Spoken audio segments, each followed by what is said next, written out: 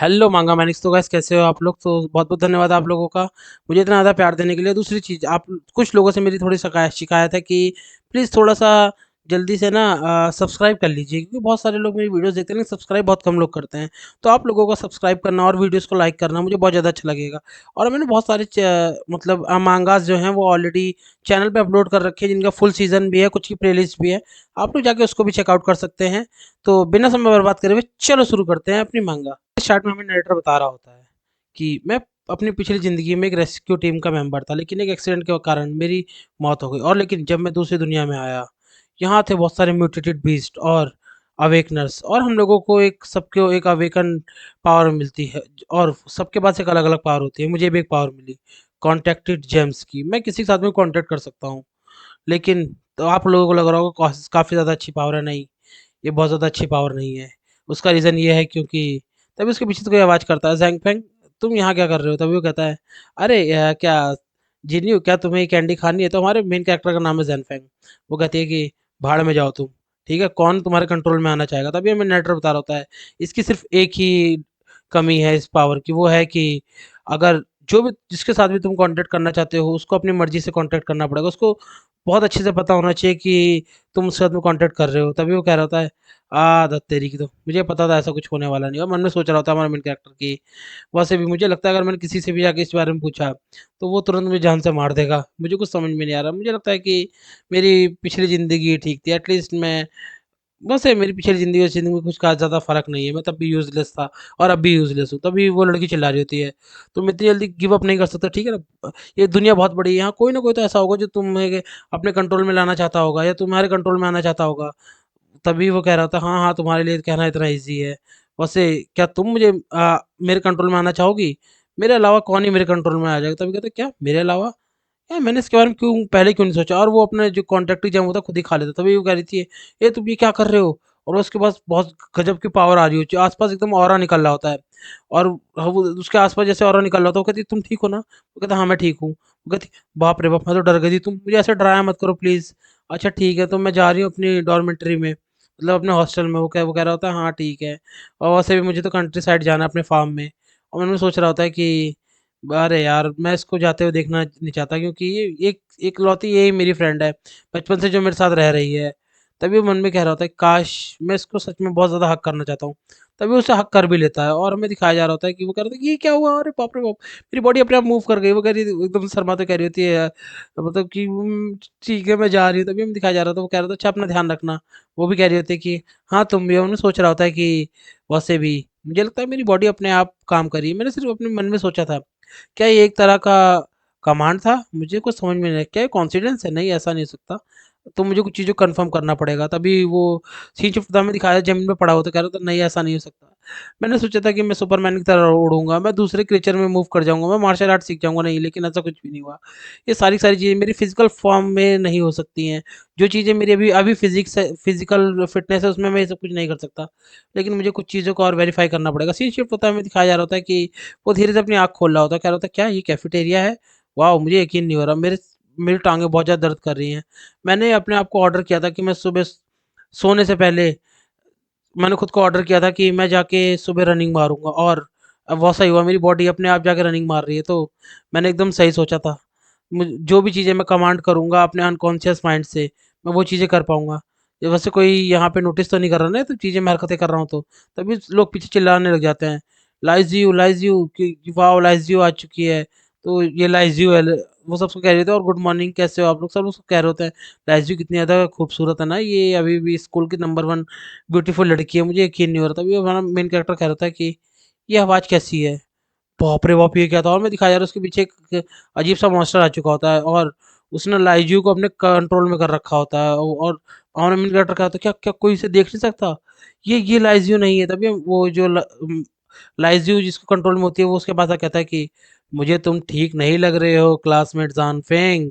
मुझे लगता है इसका ये निपटने वाला है। तभी हमें दिखाया जा रहा होता है कि उसके पास आ गई थी, कह रही थी कि अरे ज़ानफेंग तुम ठीक नहीं लग रहे हो, क्या बात है?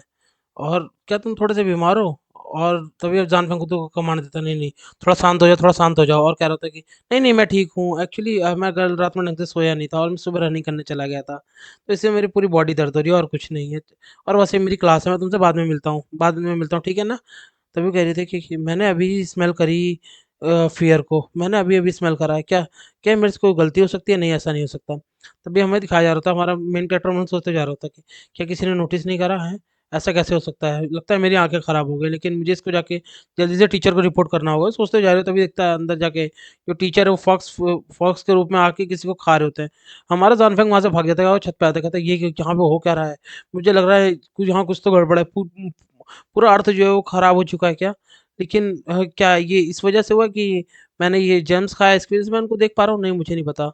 मुझे कुछ समझ में नहीं आ रहा, क्या ये मेरी म्यूटेटेड बीस्ट की एबिलिटी कि मैंने खुद से ही जो समन कर रखा है, तो इस क्या इसकी वजह से उन लोगों का जो स्पेल है मेरे ऊपर काम नहीं कर रहा?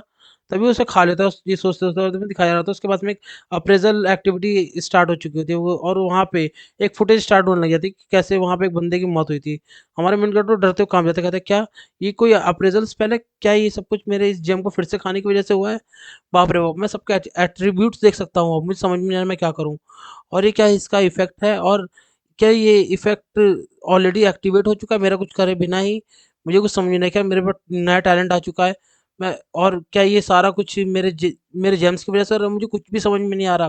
तभी वो बिल्कुल शांत होके अपने रूम में आके बैठ जाता है और सोच रहा था करंट सिचुएशन के बारे में कि सबसे पहले मैंने खुद ही कॉन्टैक्ट कर रखा है, तो मैं ही खुद का समन बीस्ट हूँ, तो मेरे ऊपर इस तरह की एबिलिटीज़ काम नहीं करेंगी। दूसरी चीज़, अगर मैंने खुद को खुद से ही समन कर रखा है, तो ये बाहर के जो वर्ल्ड की चीज़ें हैं, वो मेरे ऊपर इफ़ेक्ट नहीं करेंगी। तीसरी चीज़, मेरे खुद के भी जो स्पेल्स हैं, वो मेरे ऊपर काम नहीं करेंगे।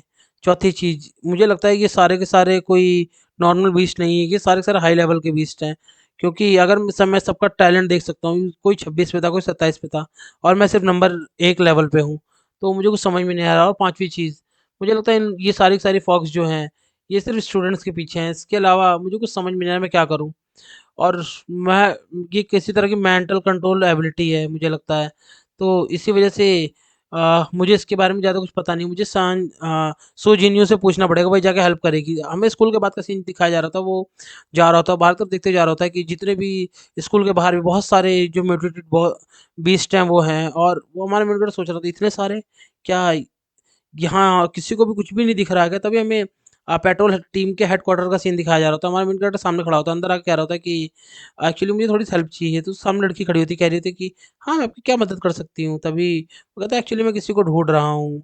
उसका नाम है सॉन जिंग यू, वो आज ही जॉइन हुई है। तभी वो कहता है कह रही होती है कि, और वो भी एक बीस्ट होती है, कह रही होती है, हाँ, ठीक है, मैं तो आपकी मदद करती हूँ। हमारा मेन कैरेक्टर आके वहाँ बैठ जाता है और सोच रहा होता है कि क्या? मुझे कुछ समझ नहीं, पेट्रोलिंग टीम के अंदर भी इस तरह की फॉक्सीज़ हैं? क्या इनका इल्यूज़न इतना ज़्यादा अच्छा है कि जो हाई रैंकर के अवेकनर्स हैं वो भी इन्हें नहीं देख सकते हैं? तभी हमें पीछे से आवाज़ आ रही है, वो लड़की आ चुकी होती, कह रही होती कि ज़ानफेंग, तुम यहाँ पे क्या कर रहे हो? तभी हमें दिखाया जा रहा था, वो कह रहा था अरे एक्चुअली मैं देखने आया था। मुझे लगा कि तुम यहाँ पे ढंग से अडैप्ट नहीं कर पाई होगी, तो मैंने सोचा तुम्हारी मदद कर दूँ, और मैं सिर्फ़ तुम्हारे लिए थोड़ा-सा वरी था। तभी कहती है नहीं, नहीं, ऐसा नहीं है, मैंने वैसे भी यहाँ पे बहुत अच्छे से अडैप्ट कर लिया है। मैं तुम्हें अपने टीममेट से मिलवाती हूँ। ये सारे के सारे काफ़ी ज़्यादा अच्छे हैं और ये भी बहुत अच्छे से केयर करते हैं। तभी कहता है अच्छा, तो ऐसी बात है, बहुत अच्छा है ये। तभी वो कह रही होती है कि वैसे भी आज से मैं अपने आप इन सबके साथ मिलके बहुत ज़्यादा मेहनत करूँगी, बहुत ज़्यादा स्ट्रॉन्ग बनूँगी, और अब मैं अपने पेरेंट्स का बदला लूँगी उन म्यूटेटेड बीस्ट से। वो कहता है सही कहा। तभी वो कह रहा था कि आप लोगों का बहुत-बहुत धन्यवाद मेरी फ्रेंड का ध्यान रखने के लिए। तभी वो कह रहा था कि अच्छा, मेरे हम लड़की कह रही होती है, हमारे यहाँ वैसे भी कुछ लोगों की कमी है, क्या मैं तुम्हारा भी नाम रिकमेंड करूँ? कहता है नहीं, नहीं, नहीं, क्योंकि मैं जो है मेरी जो एबिलिटी है वो फार्मिंग में ही काम करेगी। तभी वो कह रही थी अरे बाप रे! ये तो बहुत बुरा है। तभी कह रहा था ठीक है, मैंने तुम्हें देख लिया, तुमने ढंग से अडैप्ट कर लिया है, तो मैं अब तुम्हें परेशान नहीं करूँगा। और जैसे वो मुड़ता हुआ अपने दाँत भींचते हुए कह रहा था कि मुझे पता है सोन जिन्हों, अब तुम इसके बाद ज़िंदा नहीं रह पाओगी। मैं माफ़ी चाहता हूँ, मैं कुछ कर नहीं सकता। मुझे माफ़ कर देना। और वो बाहर की तरफ आया था डर के मारे। कह रहा था कि ये कोई जोक नहीं है। मैंने सुना था जो पेट्रोल टीम है सबसे ज़्यादा स्ट्रॉन्ग होती है, लेकिन उसके बावजूद वो भी इन सब चीज़ों को नहीं देख पा रहे हैं। मैं क्या करूँ?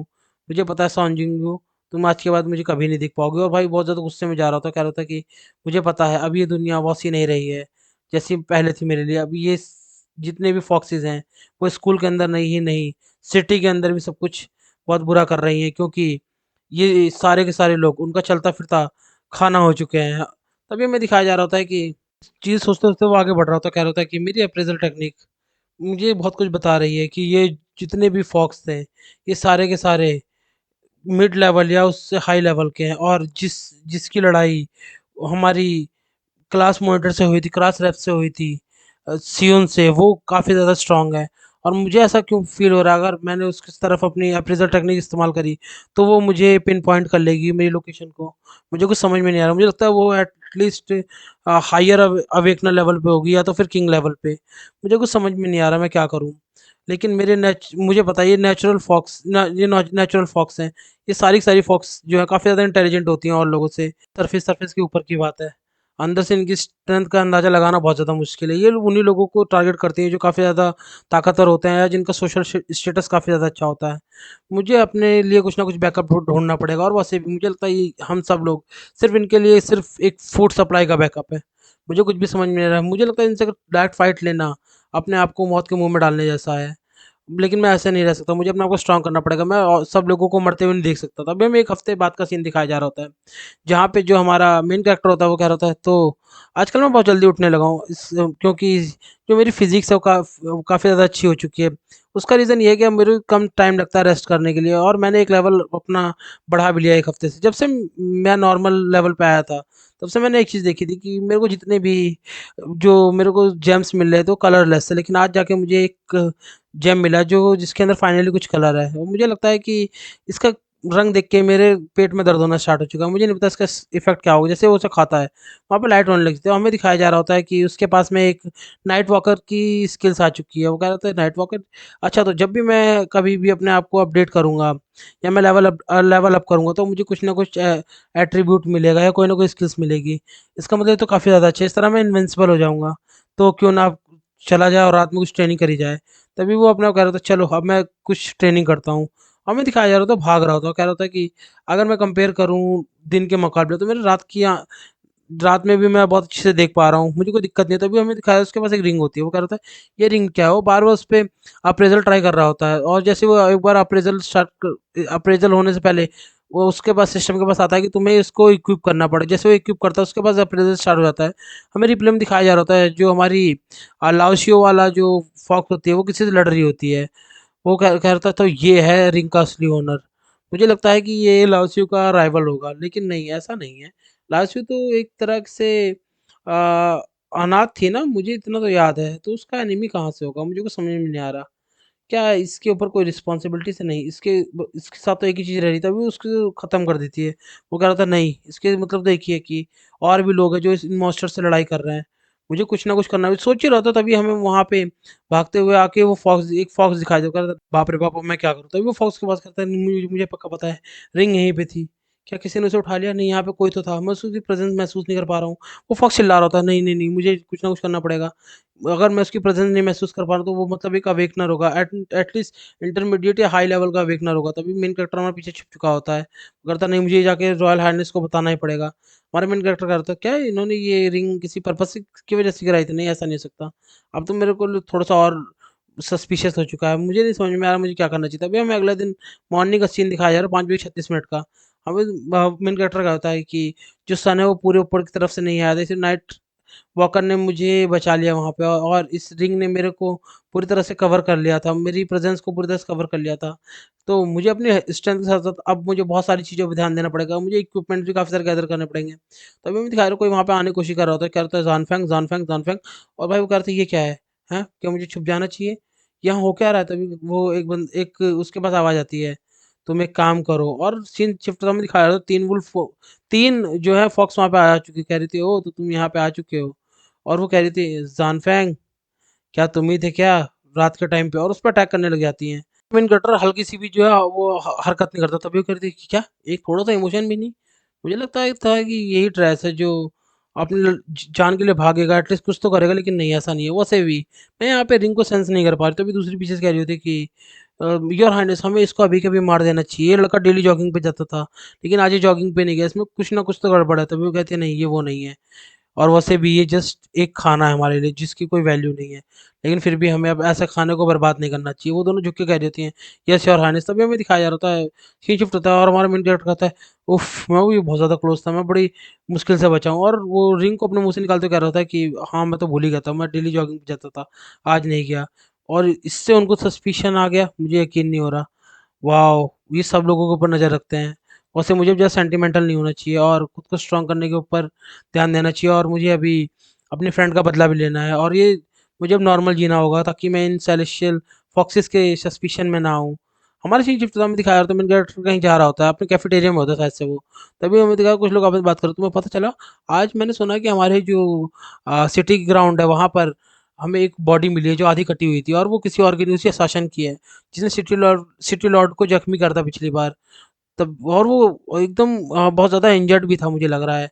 लेकिन मुझे कुछ समझ में ऐसा कैसे होता था, मैं इनके से सोच रहा था कि क्या वो उस व्हाइट बंदे के बारे में बात कर रही हैं? अगर वो असासन था, वो भी इस शहर का नंबर 1, तो उसने लिu शू ने उसे बड़ी आसानी से मार दिया। मुझे नहीं पता कि वो कितनी ज़्यादा स्ट्रॉन्ग है, और वैसे भी मुझे अब इन सब लोगों से थोड़ा-सा बच के रहना पड़ेगा। वैसे भी वो एक नॉर्मल फॉर्म में घूम रही थी।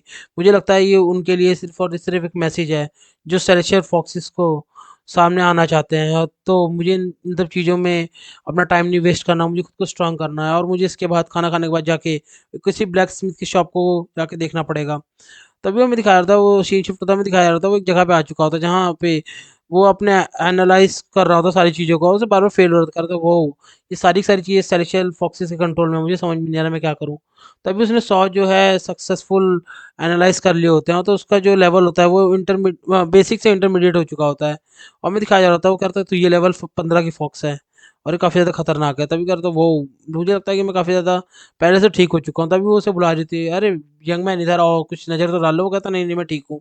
तभी कहता, "मुझे कुछ ऐसी शॉप देखनी पड़ेगी जो तुम्हारे अंदर अंडर में ना हो।" मन में ये सब कुछ सोच रहा होता है।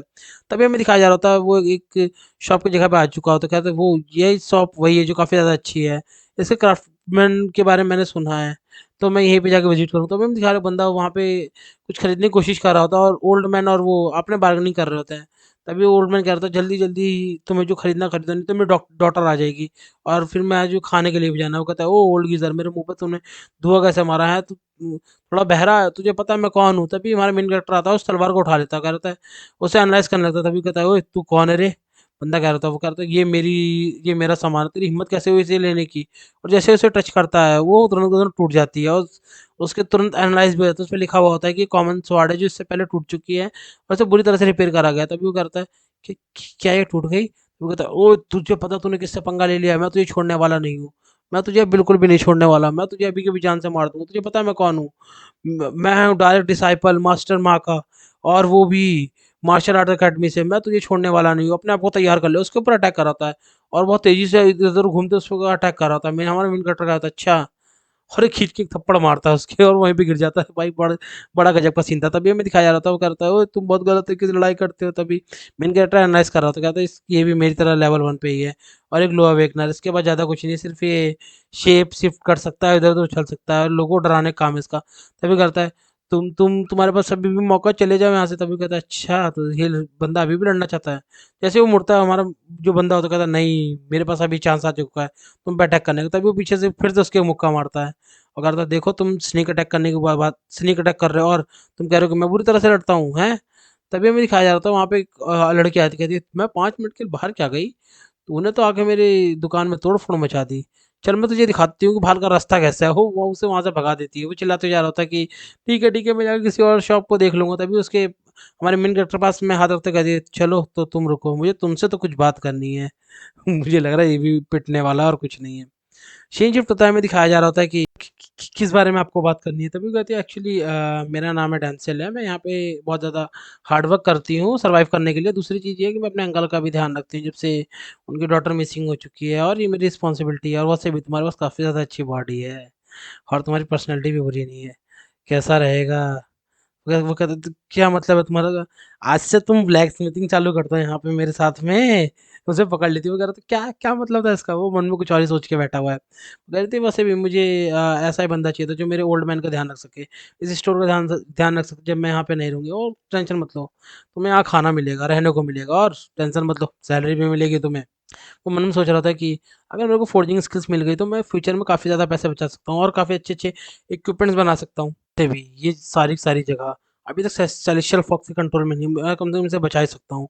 और एकदम से कहते-कहते वो अपना रूप चेंज कर लेता है और हमारा वन पीस का कैरेक्टर बन जाता है। कह रहा था कि वैसे भी मेरा तो सपना ही था कि सबसे बेहतरीन ब्लैकस्मिथ बनने का। वो कहती है, "बड़ी जल्दी मान गए तुम?" और उसको थप्पड़ मारते कह रही थी, "मुझे लगा ही था तुम मान जाओगे, मेरी आइज़ कभी गलत नहीं हो सकती है।" हमारा मेन कैरेक्टर सोच रहा था, पहले मुझे सर्वाइव करना पड़ेगा इसके हाथ से, और वहीं पे गिर जाता है। और अब सीन शिफ्ट होता है, हमें कुछ दिनों बाद का सीन दिखाया जा रहा था। वो कह रही थी कि थोड़ा आराम से लिटिल ज़ैन और तुम्हें पता है ना धीरे से करना है। वो कह रहा था कि हम सही तो कर रहे हैं ना? वो कहती है तुम बहुत अच्छा कर रहे हो और तुम वैसे भी परेशान मत लो, यहाँ कोई नहीं आने वाला है। वो कह रहा था हाँ ठीक है, और सालों क्या सोच रहे हो हैं? ये सारे के सारे सिर्फ फ़ोर्जिंग कर रहे हैं, ठीक है ना? तभी हमें दिखाया जा रहा था, वो कह रही थी ये है नी फ़ोर्जिंग टेक्निक और काफ़ी ज़्यादा हेल्पफुल रहेगी तुम्हारे लिए, क्योंकि ये तुम्हें काफ़ी ज़्यादा अलग-अलग मेटल्स के साथ मिलाना सिखाएगी। चलो तुम 1 सेकंड रुको, मैं जाके मोल्ड लेके आती हूँ। वो कह रहा था हाँ ठीक है, तभी कह रहा था कि तुम सिर्फ़ एक ही ध्यान रखना कि अभी किसी भी तरीके से आग को बुझने मत देना। वो कह रहा था हाँ ठीक है, मैं बुझने नहीं दूँगा। वो सोच रहा था लेकिन फ्यूल फ्यूल तो यहाँ है ही नहीं, और हमें दिखाया जाता है वहाँ पे एक साँप की स्किन्स पड़ी होती हैं और कोयला पड़ा होता है। उस सालों को समझ में नहीं आता दोनों में से क्या गया है। वो कह रहा था कि अरे यार आग जल्दी खत्म होने मुझे कुछ ना कुछ करना ही पड़ेगा। क्यों ना मैं इसको डाल दूँ, उठा के जैसे ही सारे का सारा जो साँप की स्किन होता है उसके अंदर डाल देता हूँ, वहाँ पे खतरनाक तरीके से ब्लास्ट होता है। और उस सारा का सारा मेन कैरेक्टर सोच रहा था कि क्या मैं मर गया हूँ? नहीं। वो सारा का सारा जो ब्लास्ट होता है उसने अपनी छाती में ले लिया होता है और उसके दिल के पास चला गया होता है। वो कहता है ये क्या है? मुझे कुछ समझ में नहीं आ रहा था। उफ़! क्या है सारी की सारी जो भी थी, ये आग वो मेरे दिल के अंदर चली गई, कितना ज़्यादा दर्द हो रहा है और काफ़ी ज़्यादा गरम लग रहा है। तभी हमें दिखाया जाता है उसके पास एक और स्किल आ चुकी है जिसका नाम है फायर हॉरर, और ये काफ़ी खतरनाक स्किन होती है। सॉरी स्किल्स होती है वो, और ये किसी भी तरीके की फ्लेम को जो है वो अपने अंदर कंज़्यूम कर सकती है, और उसके बावजूद जब जितनी तुम्हारी एनर्जी है उस हिसाब से ये उस फ्लेम को वापस से थ्रो भी कर सकती है। मैंने कहा तो क्या बात है? मेरे को फिर से एक मल्टीपल स्किल्स मिलती चली जा रही है, मुझे कुछ समझ में नहीं आ रहा। ये फायर डिवॉर ये मुझे जस्ट अभी स्टार्ट हुई है और मैंने अभी आज सुबह ही लेवल 3 का जेम अपने अंदर कंज़्यूम करा था। मुझे कुछ समझ में नहीं आ रहा। क्या इन सारी जो भी मेरी एबिलिटीज़ है इनको एक्टिवेट करने के लिए किसी तरह कंडीशन लगती है? पता नहीं। तभी वो एकदम से वापस से कह रही यहाँ क्या हुआ? कोई मुझे बता सकता है? वो कह रही थी क्या यहाँ पे ब्लास्ट हुआ, तुम ठीक तो हो ना? उसके पास आ जाती है, तुम ठीक तो हो ना? मुझे मेरी गलती मुझे तुम्हें बता देना चाहिए था कि वहाँ पे जो सर्पेंट के स्कल भी पड़े हुए हैं। वो कह रही थी कि अरे सिस्टर क्वांग आपका लेकिन जो घर डैमेज करे, अरे वो कोई दिक्कत नहीं है, तुम तो ठीक हो ना? और वैसे भी ये सारी सारी चीज़ ठीक हो जाएँगी, तुम्हें अगर चोट लग गई तो? और वो कह रहा था कि हाँ, मैं लेकिन ये सिर्फ़ एक ही चीज़ मैं जानता हूँ कि आपका घर टूट चुका है। वो कह रही नहीं है, कोई दिक्कत नहीं है। लेकिन ये सारी की सारी आग गई कहाँ मुझे कुछ समझ में, वो कह रहे थे काफ़ी ज़्यादा लंबी स्टोरी है। तभी कहती वॉव! ये तो काफ़ी अच्छे से ये मेटल जो एक-दूसरे के साथ मिल चुके हैं। इसके लिए काफ़ी ज़्यादा टेम्परेचर चाहिए। मुझे लगता है कि तुम काफ़ी ज़्यादा टैलेंटेड हो और तुम्हारी करंट परफ़ॉर्मेंस के हिसाब से स्कूल के जितने भी लोग हैं सारे के सारे अंधे हैं। क्योंकि अगर तुम किसी भी तरीके से अपनी स्किल्स के साथ में भी जाओगे तो तुम बिग 3 ऑर्गनाइज़ेशन में चले जाओगे। तभी वो कह रहा था क्विंग फैंग सब लोग जो है बिग 3 के बारे में बात कर रहे होते हैं। मुझे इसके बारे में पता नहीं है, लेकिन ये है क्या? तभी वो कह रही थी जो पर्ल सिटी है वो हमारी एक थर्ड ऑर्गनाइज़ेशन है। इसके अलावा 2 और ऑर्गनाइज़ेशन जिसके बारे में लोगों को ज़्यादा कुछ पता नहीं है। जो पर्ल सिटी की पेट्रोलिंग टीम है वो हमारी एक बहुत बड़ी ऑर्गनाइज़ेशन की तरह आती है। 2 ऑर्गनाइज़ेशन है जिसके बारे में ज़्यादा लोगों को पता नहीं है, और वैसे भी तुम्हें भी इसके बारे में ज़्यादा कुछ पता होना ठीक नहीं है। तभी वो कह रही थी वैसे भी आज ब्रदर जांगपिंग तुम्हें एक वेपन लेना था ना? क्यों ना तुम इसी वेपन को इस्तेमाल करके देखो, अगर तुम्हें बुरा ना लगे। वो कहता है कि वॉव! ये तो काफ़ी ज़्यादा अच्छा टैगर है, काफ़ी ज़्यादा एक्सपेंसिव भी होगा। तो इसको लेना मेरे लिए ठीक रहेगा क्या? मैंने आपका घर भी तोड़ा इसके बावजूद। वो कह रही थी, "अरे तुम परेशान मत हो।" और वैसे भी ज़्यादा महँगा नहीं। कह रहा कितने का होगा? वो कह रही थी कि ये होगा भाई $1,00,000 का। क्या 1,00,000 सिट्टी-पिट्टी गुल रही है। कह रहा था मेरी 3 साल की सैलरी है ये, और मुझ जैसे बंदे जिसके पास सिर्फ़ $3,000 सैलरी के लिए मिलते हैं उसको ये लेना ठीक है? वो कहते हैं अरे नहीं, तुम इसे एज़ अ रिवार्ड ले लो अपनी इम्प्रूवमेंट के तौर पे, तो तुम परेशान मत हो। वैसे भी मुझे किसी मिशन पे जाना था तो मैं जा रही हूँ यहाँ से। तुम्हें स्कूल तो वापस नहीं जाना? वो कहा नहीं मुझे स्कूल नहीं जाना, क्योंकि मैंने ऑलरेडी ग्रेजुएशन के जितने भी प्रोसेस थे वो सारे के सारे एडवांस में ही कर दिए हैं। तभी वो कहती है हाँ ठीक है। तुम ओल्ड मैन का ध्यान रखना और ये इस बिज़नेस का ध्यान रखना। हमारा मेन कैरेक्टर सोच रहा होता है कि ये ब्लैक स्मिथ की जो भी शॉप है अभी तक टारगेट नहीं हुई है, क्योंकि ये ज़्यादा लंबे समय तक खुलती नहीं थी, लेकिन जो भी अब नॉर्मल डेज़ में खुलने लगेगी तो ये सेलेस्टियल फॉक्स का टारगेट बन जाएगी। मुझे कुछ समझ में नहीं मैं क्या करूँ? और वैसे भी क्या मेरी स्किल्स इसके काम में आएगी? चलो मैं जाके पहले थोड़ा-सा आस-पास की चीज़ों को देख लेता हूँ, क्योंकि आस-पास में जो भी चीज़ें हो रही हैं उसके हिसाब से मुझे अपना प्लान बनाना पड़ेगा। वो अपने नाइट वॉकर की स्किल्स को एक्टिवेट कर देता है और आस-पास घूमने लगता है और उसके सामने एक लड़की झूल रही होती है और ये भी एक फॉक्स होती है। वो कह रहा है कि मैंने आज तक कभी भी सेलेस्टियल फॉक्स में इतना कम लेवल नहीं देखा। क्या ये मेरे इतने लेवल की क्या मुझे अपने इक्विपमेंट का इस्तेमाल करना चाहिए और उसे मारने की कोशिश करनी चाहिए? हाँ, मुझे समझ में क्या मैं इसे मारूँ या ना मारूँ? मुझे कुछ समझ में नहीं आ रहा। ठीक है, मैं इस पे अटैक करने जाता हूँ। देखता हूँ अगर मैं इसको मैनेज कर पाया मारने का तो मैं यूज़ करूँगा, नहीं तो मैं अपनी स्किल्स का इस्तेमाल करके यहाँ से भाग जाऊँगा। तभी उसके पीछे से एकदम बर्फ़ आती है, वो कह रहा था तो तुम इस बच्चे पे प्लान कर रहे हो क्या किसी तरह का अटैक? और उसके पीछे 2-2 आँखें आ जाती हैं और वो कह रही होती है कि तुम हिलना मत, नहीं मैं तुम्हें अभी के अभी मार दूँगी। तो गाइस यहीं तक की थी ये वीडियो, इसका मैं नेक्स्ट एपिसोड आपके लिए लेके आ जाऊँगा अगर आपको ये वीडियो पसंद आती आती है तो। तो गाइस अपना ध्यान रखिएगा, अपनी फैमिली के साथ लाइक, शेयर और सब्सक्राइब ज़रूर कर दीजिएगा और जो भी आपको कमी बेसी लगती है इस वीडियो में मुझे ज़रूर बताइएगा।